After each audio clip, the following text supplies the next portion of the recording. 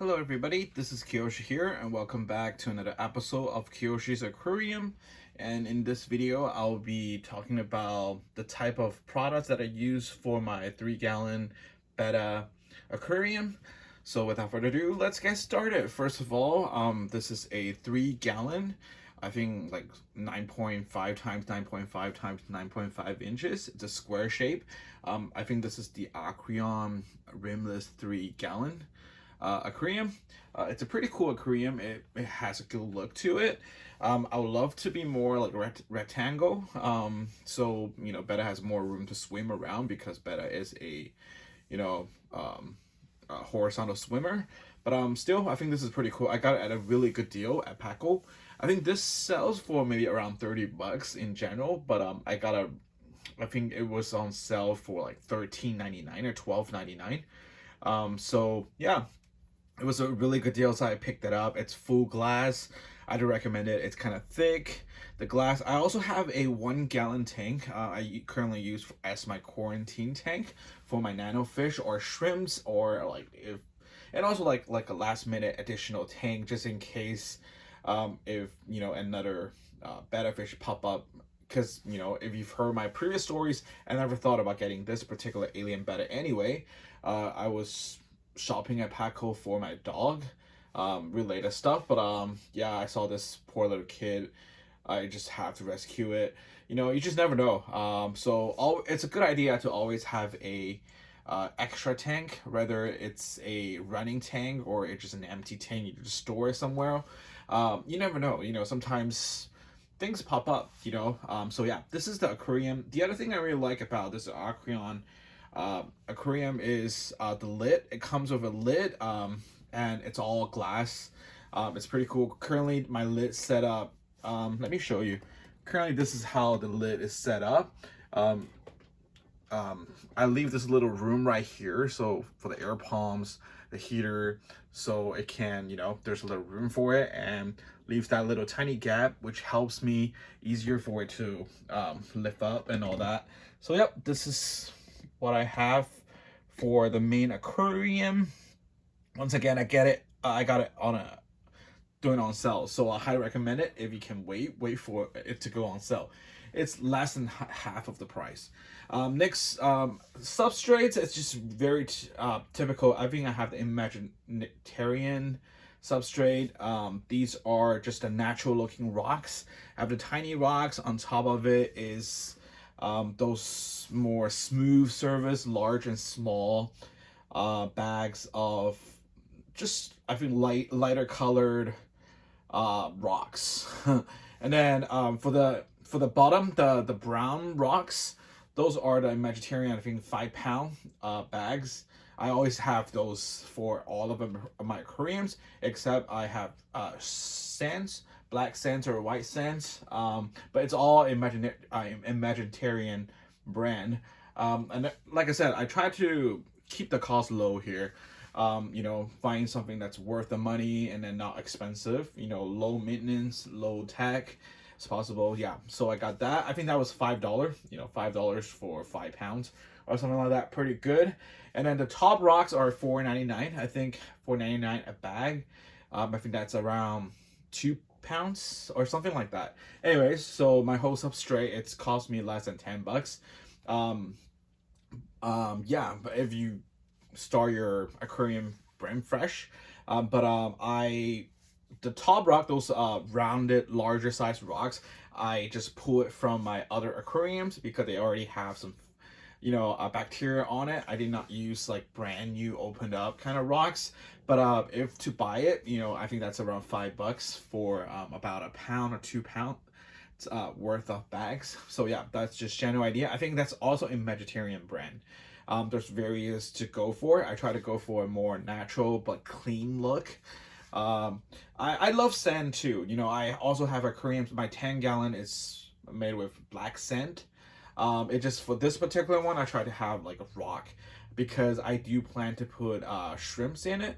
So rocks does help to make the parameter, the water, a little bit harder, and it also helps the shrimps to, I think they like it just a little bit better. But it's all up to you, sand or I mean, sand is great for if you have bottom feeders like corridors or loaches. My 10-gallon has like a 12 schooling of what is it called, salt and pepper or Corys. So yeah, they love it. So it's really up to your choice. And then in terms of decorations, I try to keep all live plants here.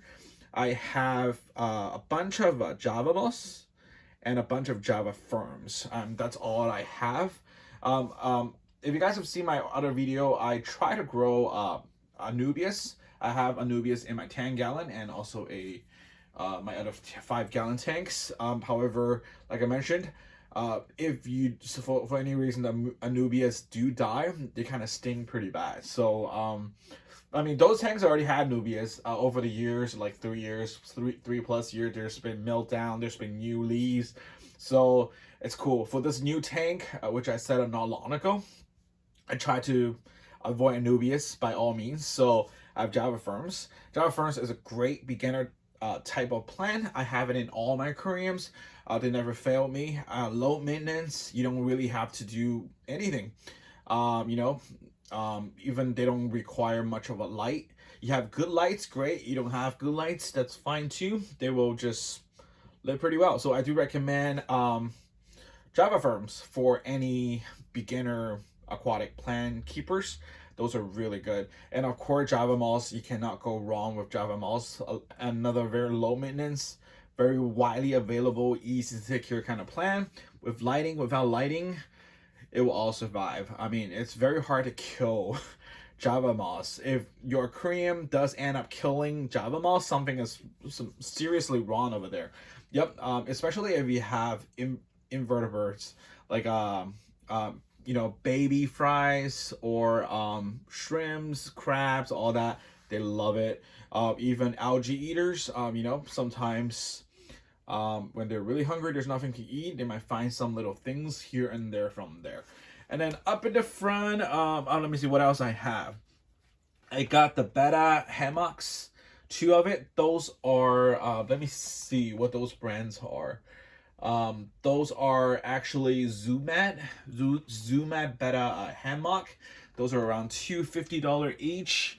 I highly recommend this brand. I know in the market there's a lot. There's ones like $6 for 4, $5 for more. I have tried those as well. Those hammocks are usually harder, just a harder type of plastic. I think especially you have Betta, there are male Bettas that are with longer fins, more delicate fins, or elephant ears, or the Dumbo ear ones. I think those are not really a good choice because over time that can rip your Betta's fin, and then just in general, I think that's too hard for fish. Fins and body, you know, and all that. So I do recommend the Zumad. It's very soft. It does feel like leaf texture, and I feel very safe for a Betta fish. Yeah, but it's an optional thing though. If you have live plant that grow tall enough for Betta to light on it, I think you don't need it. For my particular case, this is kind of needed at the moment. Especially my Betta does use it to sleep on at night. Mainly because my Betta, it's a rescue Betta with severe swim bladder issue to begin with.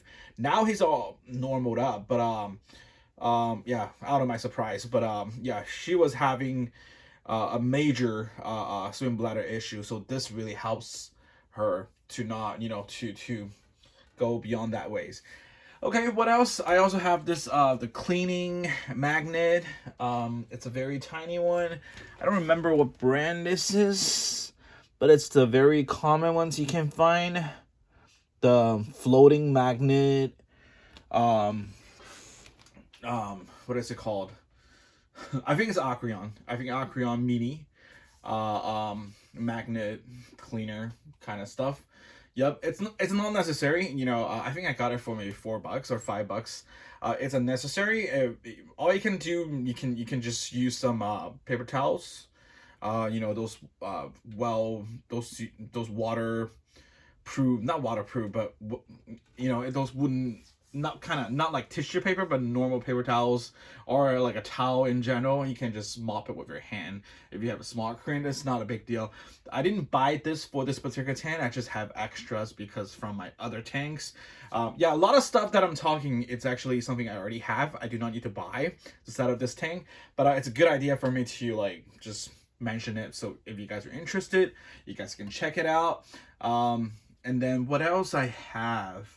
Oh yeah, I have this little log right here. This is like a fake decoration. I got it from Petco the other day when I picked up this Betta. It says, you know, there's live plant seeds in it. So if you grow well, they actually have live plants. So I thought, why not? You know, never had something like this. It's pretty cool. I think it's $10 somewhere around there. I don't remember the name. I don't remember the brand, but it's at Petco. Yeah, I was thinking if it doesn't grow, you know, it looks like a piece of wood covered by, you know, Java moss. If it does grow, then great. I'll have some more live plants for this particular tank. And then in terms of the heater, I have the Sicce Jolie submersible heater. That's a 10-watt version. I think I got it for it's $20. For heaters, really had to do your own research. I can't really say like, oh, this is the best heater out there. There's just so many different varieties of heaters. You just have to do research.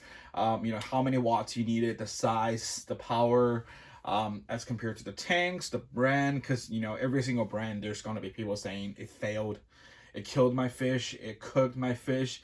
You know, every single, you know, brand, there's going to be people loving it, saying this is the best heater out there. I personally own a couple heaters from different brands. Like, I don't have one particular one that I just always buy from. You know, it really depends on my mood and what would it fit into the tank. And for my 10-gallon, I do have an Aquarium Pro. I think 50 watts. For my 3-gallon, I have I think I also have an Aquarium Pro or something like that. But this one I have the once again Sicce Jolie 10-watt heater. I mean, I have my Aquarium Pro for more than 7 years. That same heater, it's still working. It's great. That has a knot on top that you can switch the color around. I mean, the temperature around, and also there's light features. You know, red is it's cooking, green means it's settled. I also have the regular Aquarium I think I've used in the past from all sizes. The Aquarium Mini, Aquarium Betta type. I still have one for my 1-gallon quarantine tank. Let me show you here. I have a spare one. Let me see. I'm sure you guys have seen this. This is a very common one that people use in Betta bowls. Yeah, I have this one for my 1-gallon quarantine tank. I mean, it's not the greatest in terms of heating wise, but it works great. It achieves the temperature that I want it to achieve. So that's pretty cool. But once again, do your own research. You know, there's going to be people loving a particular brand and there are always going to be people hating it. I personally use the Aquarium Pro, and this tank has the Sicce. I think it's great. For my tank, it works well. Next, what else do I have? Oh yeah, right here, this is a thermometer. It's a wireless thermometer. Now you see it's a 74.1. It's a little bit low here, but it's all right. I just did a water change not long ago, and by the way, I did not really turn on the light because it's really late. It's not the time for the light to get on, so forgive me on that. But yeah, I just did a water change not long ago. I think it takes some time for the heater to heat up a little bit. Usually it's going to be around 75 to 76 degrees, which is what I want it. I know better, probably warmer the better, but 76 is fine with me. It's not a big deal. This thermometer, I don't remember the brand, but I think it's called a Cosetten. If I can find a link, I will leave the link down below. It's a $15 thermometer. It just apparently got a really good view on Amazon. Therefore, I got it. I also have a thermometer gun, so just in case this fails or whatever. So to be honest with you, I don't really need it because I have a thermometer gun. I can use it whenever, but it just doesn't hurt when you're near this aquarium or when I'm trying to do a water change. Just a little tap, it's cool because a lot of times I don't know where I put my thermometer gun. It's always missing somewhere in the house. Anyway, so that's another feature that I have. Yeah, my this particular tank is very low tech and low maintenance. I don't really have a lot of fancy stuff in it. I think that's about it. Let me see what else do I have in it. If you guys see anything that I did not cover, let me know. Oh yeah, in the back I did put a little tiny filter in it. Now I had it off because for two reasons. One is at night. My Betta loves the tank without the air stone, without the filter, without that whatever, you know, water movement, because that's how she's used to. Yeah, I have it during the dates. During the daytime, I do put it on just to help on the water circulation a little bit. That is a sponge filter, a very tiny one. If you can see all the way in the back right there, it's a very very tiny one. And once my Java farms grow up, or the Java moss, I also have Java moss on top of this. When they grow bigger, it will cover up the entire filter. I mean, as you can see, my heater has already been covered up by the leaf right there. So yeah, same thing we'll do. And this is a Aquarium Betta filter. I think it's $6.50 on Amazon, pretty affordable. All I did, I got it. You know, they come with like a Volcano little looking thingy. I did a little modification, attached that to the glass because there is a suction cup that came with it. I did a little motivation. I did a little modification. I removed the carbon that came with this particular filter. I replaced it with Biomax balls, so to have that kind of mechanical filtration, whereas a spongy that's attached will give me that I mean the biological filtration, whereas the spongy of this particular filter will offer the mechanical. I mean, it's a very tiny one. To be honest with you, I don't believe this tank needs it. This is a worth debate. Maybe I'll have another topic, another video focus on this if you guys are interested, whether a Betta Fish Tank needs a filter or not. I personally do not think it needs it. That's why I rarely have it on. I only have it on during the daytime, maybe for 5 hours, you know, but even it's off, it's all right. I just have it just in case, you know. I want my Betta to get used to it because I do want to have shrimps put into this tank in the future. Shrimps does require a little bit more air, you know, oxygen in the tank. If there's no water movement at all, it kind of, you know, and also for emergency purposes, just in case the heater failed or something, I need a quick circulation, you know, to get some water movement. This will be something for me. In general, I also got the air pump for it. I got the Kedsum battery aquarium air pump. I got it for I think around $22. This is a portable version. I'll show you right here. Like I said, I turned it off already. This is the one. I think they have the different colors. It has really good reviews on Amazon. Yeah, so it's pretty cool. It says it's very quiet. It's not that quiet, to be honest with you, because you know, this tank started without any heater. Without any filter. So let me turn it on. Just 10 seconds. Here's the water flow. I mean, I don't have the adjustable valve or the valve to adjust the stuff, but I'll be getting it so I can make the flow a little bit less. So this is one way, and also you press another one. So with this blue light, it will be like 10 seconds on, 10 seconds off, 10 seconds on, 10 seconds off. It has that very unique feature. See, it's off now, and then 10 seconds later it'll be on. So yeah, during the daytime for the 5 hours, usually I will set up in this mode as always. So there will be 10 seconds circulating the air or whatever, you know, for the statics, whatever, and 10 seconds for it to chill, so my Betta wouldn't be too stressed while he's getting used to it. And this thing is also can support 2 different air tubes. So that's pretty cool. Yeah, check it out. I'll leave the link down below if I can find it. It's a pretty cool one. I do recommend it. Yeah, so let me turn it off for now. Yeah, that's about it for everything that I have that I've been using in this tank. So if you guys have any questions, feel free to let me know. Yeah, so I can't think of anything else, but if I think of anything else, I'll let you guys know in the next video or so.